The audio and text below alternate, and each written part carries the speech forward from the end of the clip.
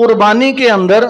ہمیں یہ دیکھنا چاہیے کہ آج کل ہمارے ہاں ایک فیشن بن چکا ہے کہ جی ہم نے بہت مہنگا جانور خریدنا ہے، یہ فیشن ہے۔ ہمیں اس فیشن سے بچنا ہوگا۔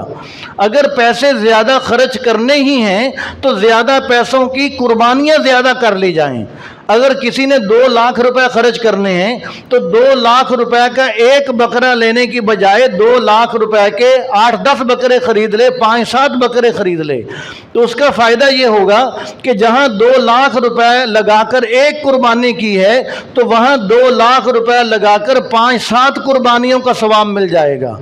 پھر دوسرا یہ کہ ایک بکرے کے اندر بال تھوڑے ہیں اور 5-7 بکرے لے گا، اس میں بال زیادہ ہوں گے، اس میں نیکیاں زیادہ ملیں گی، تو قربانیاں بھی زیادہ ہو جائیں گی، اپنی طرف سے، والدین کی طرف سے، آپ صلی اللہ علیہ وسلم کی طرف سے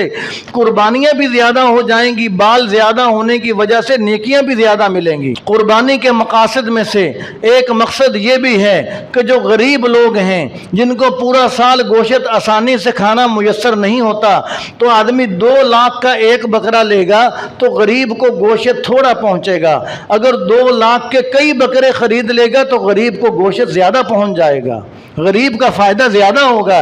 ایسے ہی اگر گائے کی یا کٹے کی قربانی کرنی ہے تو اس کے اندر بھی آدمی اس کو فیشن نہ بنائے کہ میں 5 لاکھ کی گائے خریدوں گا، 10 لاکھ کا بھینسا خریدوں گا، تو میں نے نام پیدا کرنا ہے معاشرے کے اندر، فیس بک پر میں نے اپنی تصویر دینی ہے کہ جی فلان سیٹھ صاحب نے 5 لاکھ 10 لاکھ کی قربانی کی۔ یہ شریعت نے ہمیں نہیں سکھلایا۔ شریعت نے یہ سکھلایا ہے کہ سیٹھ صاحب اگر 10 لاکھ خرچ کرنے ہیں تو ضرور کیجئے، لیکن قربانیاں زیادہ کر لیجئے تاکہ لوگوں کو، غریبوں کو گوشت بھی زیادہ پہنچ جائے اور تمہیں زیادہ قربانیوں کا ثواب مل جائے، اور جتنے بال جانور کے زیادہ ہوں گے اتنی تمہیں نیکیاں بھی زیادہ مل جائیں۔ يا أيها الذين آمنوا اتقوا الله وكونوا مع الصادقين